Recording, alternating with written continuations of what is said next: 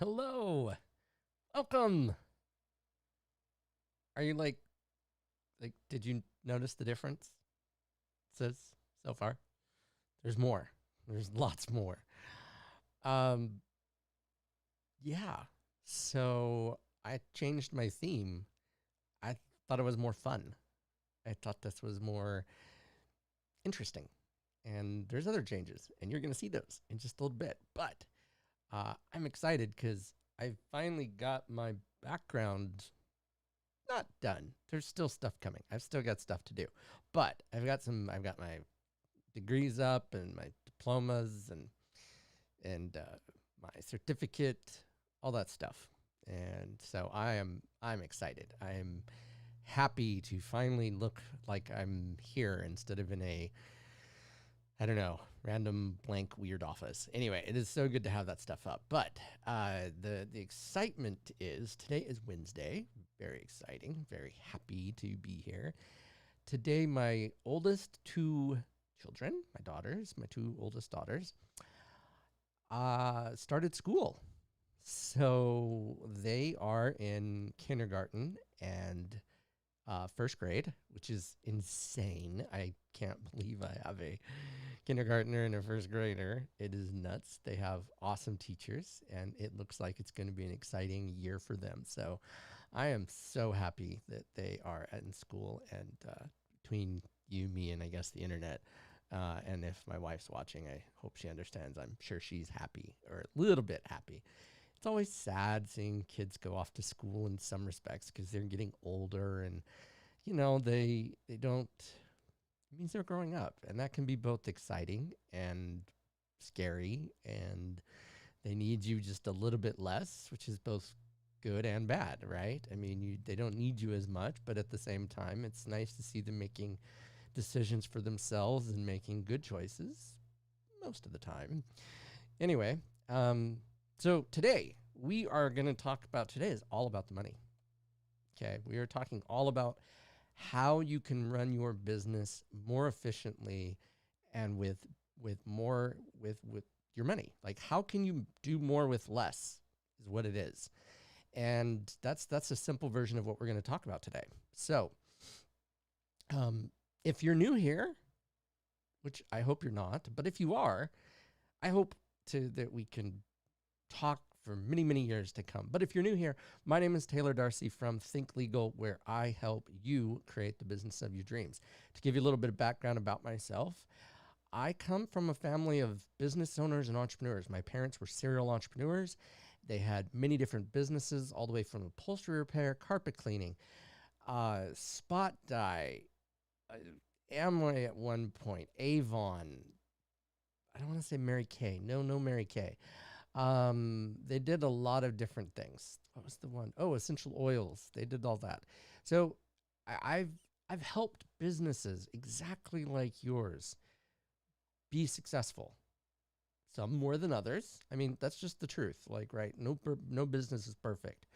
But I specifically went to school to help businesses exactly like yours.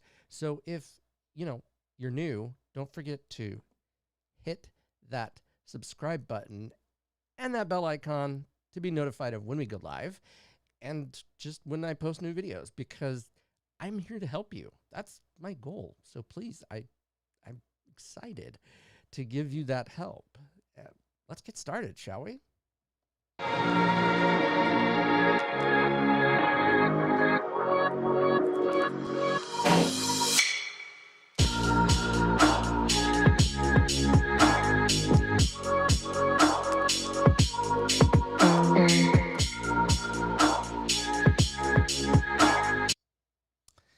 So, one thing that you have to know is that money makes the business world go round. And the other thing you have to know about money is money has more value today than it has tomorrow, because you have possession of that money. So that is the central theme upon which this whole how to improve your working capital management is based. So keep that in mind as we're discussing these issues that you're going to want to take note of. You're going to want to sit down and write these out and talk about them. And if you'd like me to talk about talk about them with you more offline, I'm happy to do that. I have an MBA in financial management, which is where a lot of this comes from. But I also have the practical advice of I run a law firm, and like I said earlier, I've helped many, many small businesses, and I've seen their ups, their downs, their rounds, their throughs, their oh crap moments, just everything. So this is what I'm here for. So please leave a comment below and let me know where you're from, where you're joining me from, or any questions that you might have regarding finances in regards to your business. So let's go. Number one, and this is going to sound a little familiar to some people regarding like AA or something of that nature. Number one, though, is that you need to acknowledge that there's a problem. Many small business owners that I'm very familiar with don't really pay attention to these details. They just kind of hope and pray for the next thing to happen that's awesome. And so that leads to inefficiencies. That thing is supposed to, wow. Anyway, so that leads to inefficiencies. And when you deal with inefficiencies, it can cause you to stumble unnecessarily. Remember, we talked about in previous video, I believe it was last week, about insolvency and issues with overextending yourselves. And these all fit into that. Also, if you're on Facebook, don't forget to hit the like button for the Facebook page. Love to have you more so you can experience more lives with me. The next thing that you're going to want to do, so first is acknowledging a problem. And that really comes down to recognizing that you haven't probably been as good as you should have been. But you can change that starting right now, today. Don't put it off until you're somewhat bigger or you're this or that. Fill in the blank. Don't put it off. Start today. Look at your books today. And that's my next point. You want to take a look at your books. Okay, very simple, very easy. Take a look at your books. Make sure that you've categorized your transactions correctly. Make sure you've balanced your books, which means you're going to, take a look at your invoices, compare them what you have, because you need to start somewhere. If you haven't started somewhere, then please make sure that you're starting with getting your books in order if you are a solo. If you're not, if you have a bookkeeper, follow up with them, make sure that they're getting your books in order. If you have an accountant, same thing, because we're going to need them later to get you where you need to be.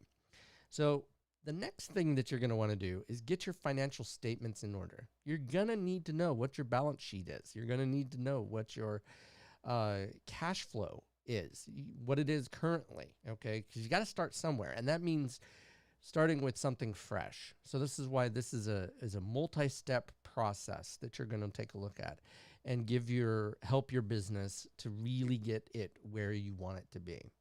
So that's number 3. Get your financial statements in order. Now, again, that can be through the help of your bookkeeper or your CPA, depending on who you use.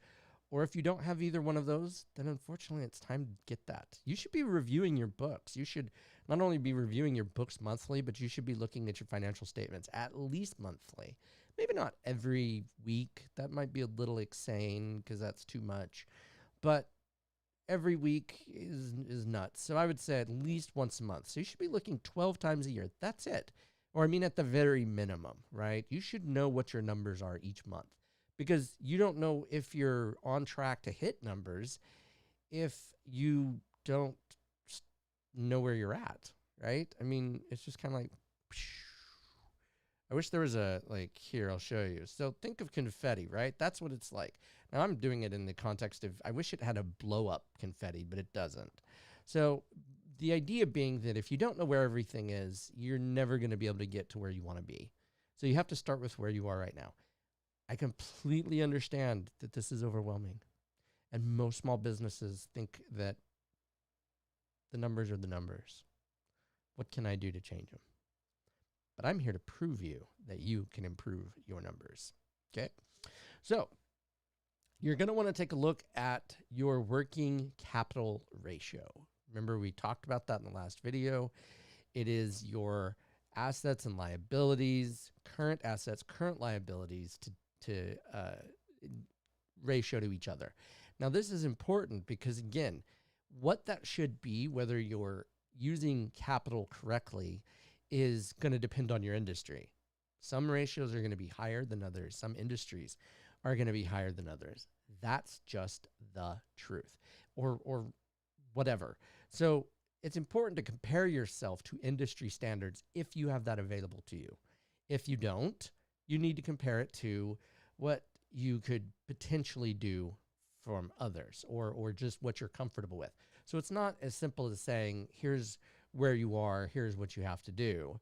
I just realized something that probably won't be good. Let me fix that before I...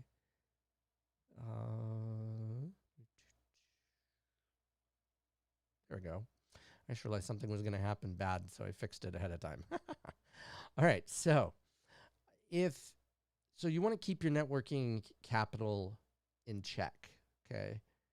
And that isn't networking. We're not building your business with other people. That's not what this is. It's net space working capital. Okay, just want to be clear on that. Make sure you understand.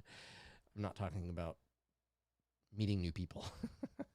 Okay, so if you have inventory, some companies don't, some do. If you're a service business, you're not going to have inventory. Your inventory is you. Okay. If you are a company that has inventory, you're going to want to improve that inventory management. There are lots of inventory management principles out there, like JIT, just in time inventory. And it's a way that you can cut so that you're only producing what you need for current sales. And the idea being that products that are sitting on the shelf, or I shouldn't say sitting on the shelf, they're sitting in a warehouse, aren't doing you any good. Okay. You've invested all this time and labor into things that may not sell. So the idea behind JIT is simply that you only produce what you need for that month, that quarter, whatever it is, based on current sales. Now, I encourage you to research that principle elsewhere, but in some instances, you're not going to have inventory, right? Like, especially if you're a service-based business. So keep that in check. Okay. Time is your inventory, right? That's what you have to look at. But you're going to want to look at that and improve that, because if you have a bunch of products that are just sitting there, they're not doing you any good, for one thing. And two, they're taking up valuable resources. All the money and energy that it took to get to those products sitting in a warehouse don't help. And heaven knows that while we're in the middle of a pandemic, big problem with if you had a warehouse full of things that weren't ready, or that were just sitting there because they weren't going to be bought. Now you've had all this waste or potential waste of inventory. So look into inventory, improving that inventory. The next thing sounds kind of simple, but you'd be surprised. Manage expenses better to improve cash flow. Trim the fat. Stuff happens. You try things, it works, it doesn't work, but trimming the fat. Review it quarterly, at least. Cut the things that aren't bringing you money. Keep the things that are. If it's not making you money, why are you doing it? I mean, and if it has no potential for making you money, right? Like, I mean, a website, for instance, I'm just using that, is not something that's absolutely like, turning over, rolling in that money. It's one of those things. It's mostly a static business card. Okay.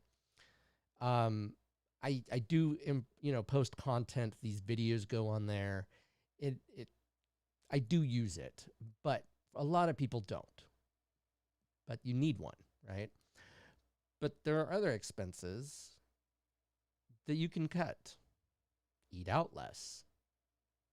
Schmooze your clients less.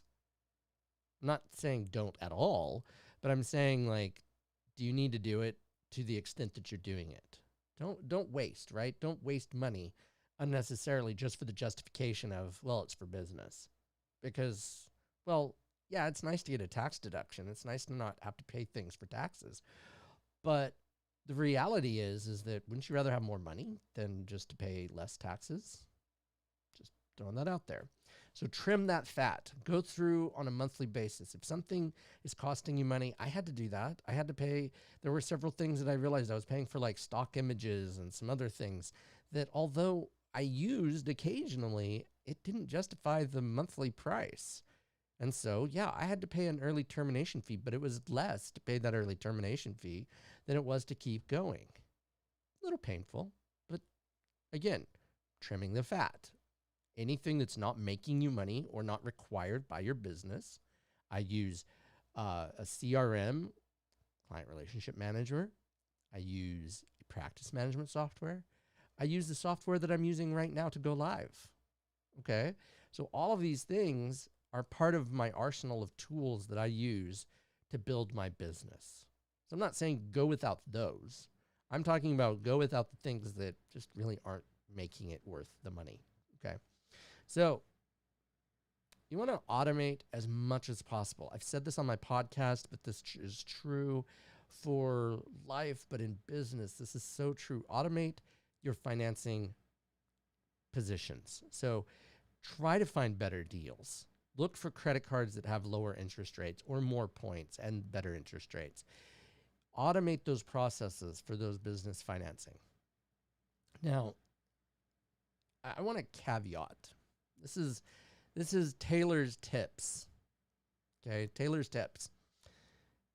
The biggest problem that I see is that most small business owners don't think like business owners.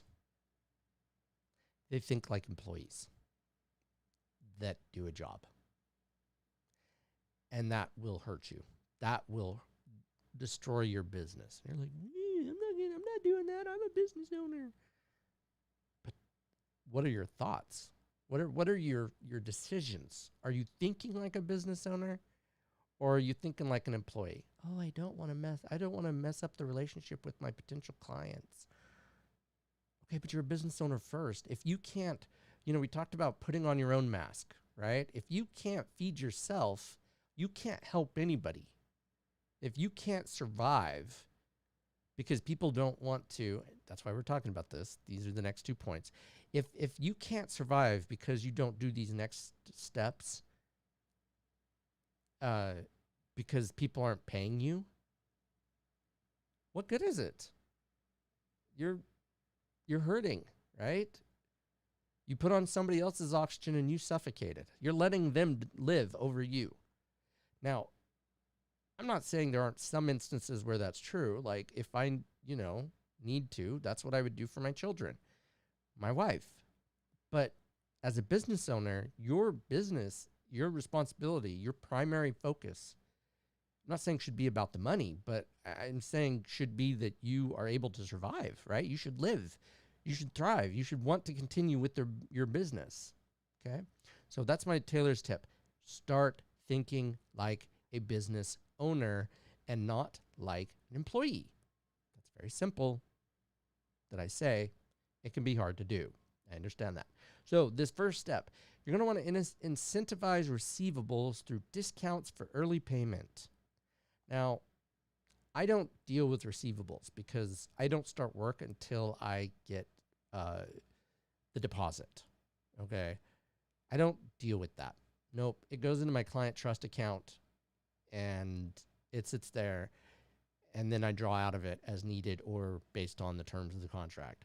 That's different than most businesses. Most businesses, they'll extend a credit of some sort to people. 30 days, da-da-da-da-da.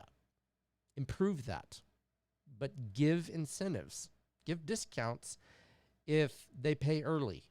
Okay, give them 30 days, right? 30 net 10, whatever. You'll have to look at it. But the idea being that money has more value today than it does tomorrow. Simple. You want your money sooner than later. There's nothing wrong with that, but incentivize it. That way they're getting something out of the deal. You're getting something out of the deal. They're saving money. You're getting money sooner. You don't have to worry about collections. It's a win. Next one, and this one is the one where people are less enthused with, I guess would be the best way of looking at it. This one is establish a penalty for late payments. Make it cost them more. Again, it's not about being heartless. It's about running a business. If money has more value today than it does tomorrow, and they agree to certain terms and they don't pay, then make it as part of your contract, part of your deal, that they'll pay more if they're late. That incentivizes them to pay on time. See how that works? It's a carrot and stick thing, right? That keeps your receivables more balanced. That keeps your receivables better. That keeps your receivables reasonable. Okay? Because collecting sucks. Collections suck.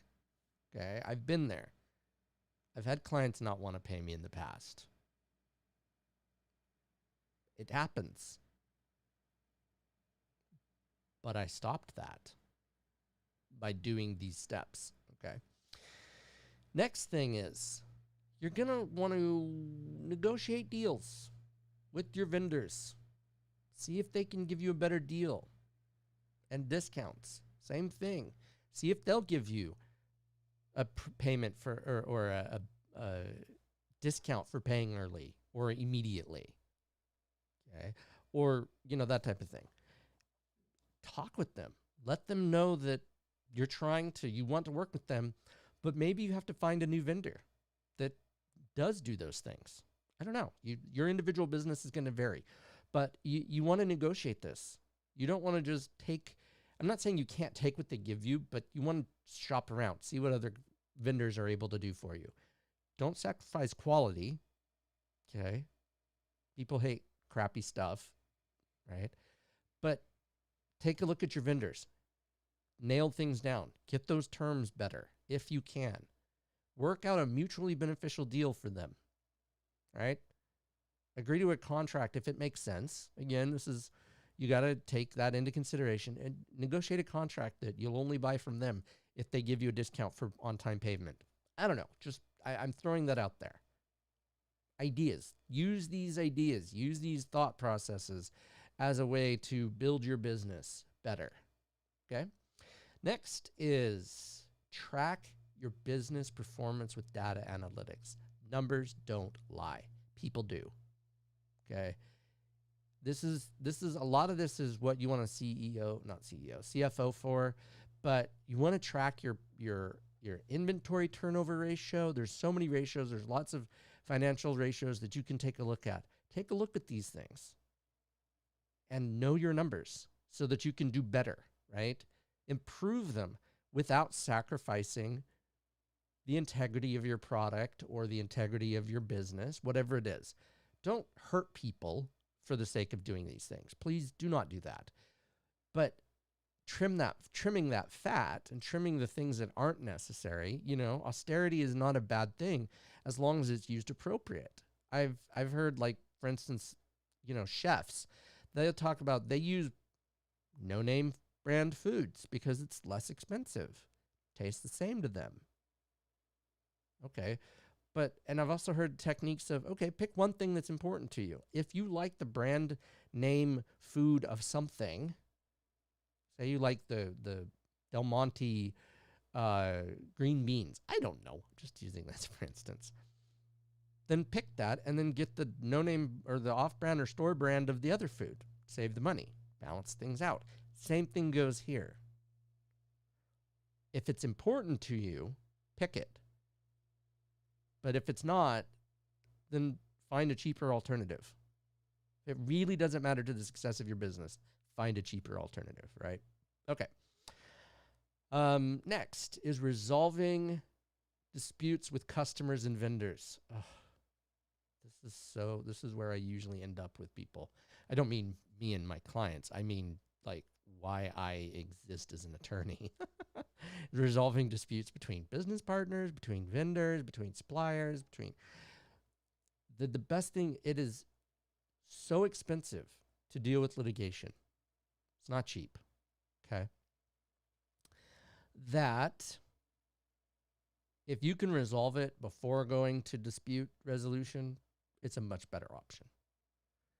It costs money. Remember I said money has value, more value today than it does tomorrow, next week, next month, next year.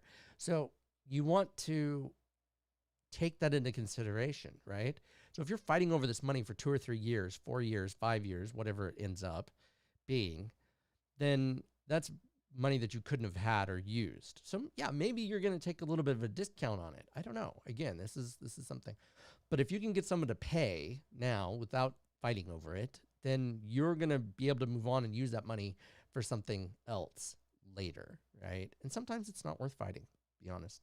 It's true. All right, next thing. Don't get past due on things. Meet your debt obligations. Don't think that you can just put it off or that you don't have to pay that month because blah, blah, blah, fill in the blank. Obviously, there are some exceptions to this, but it gets only more expensive. Same principle as what I just said. Let's see. Next thing is, and we're coming to a close here, segment and analyze your customers for credit risk. Yes. Scrutinize your clients or your customers on how they handle their finances. And what do I mean by that? It's very simple here. If they're always paying by credit card, it's a non-issue, right? They're paying, you might have some chargebacks, which suck. But keeping that in mind, you're going to want to analyze them, get into debt. There's lots of ways to check businesses out. How long have they been in business? What are their, you can ask them for financials, things that would be publicly available anyway. Obviously, you might have to sign a contract for non-disclosure, but the idea being that if you scrutinize and you allocate that potential risk, maybe they pay less because they are this risk than if they'll pay more if they're that risk. It's the same thing that banks do with credit cards and loans and all sorts of things. Why don't you do it? Because it's inconvenient? Because you don't want to make someone mad? But they have to qualify for credit otherwise, or don't, but only work on a cash basis, right? That's the simplest way to avoid that. If they want credit, then they have to qualify for it. If they're expecting to be able to have payment terms, they might pay more because of that, okay? And they're going to pay more. The next thing is negotiate better payment terms with suppliers and distributors. This kind of falls under the same.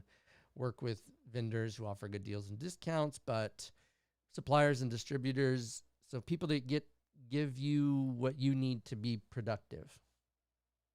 Okay? You want to work on those numbers. Get them, help them to be better terms, if they can, right? And maybe you have to deal with them temporarily while you find somebody else to deal with to get better terms later, right? Maybe this is a longer process than that immediate. All right. Next and last, but certainly not least, tax incentives. Keep track of these things. Keep track, as I was talking about, keep track of your books. Keep track of the things that are going to make you money or save you money. And tax incentives are that very thing. So this is where you're going to want to be very involved with your tax CPA, because they will know these things. That's what they do, right? So, yeah, those are your, I know it seems like these are somewhat of, some of these seem obvious, but maybe, just maybe, you haven't heard them before. And so I wanted to discuss these things so that you could be more profitable. Not only more profitable, save money, less headache. Who doesn't love that, right? Being in business shouldn't be this, it's hard, but it shouldn't be insane, right? So a lot of these things will help you make it easy. And just put those procedures and policies in place and leave them.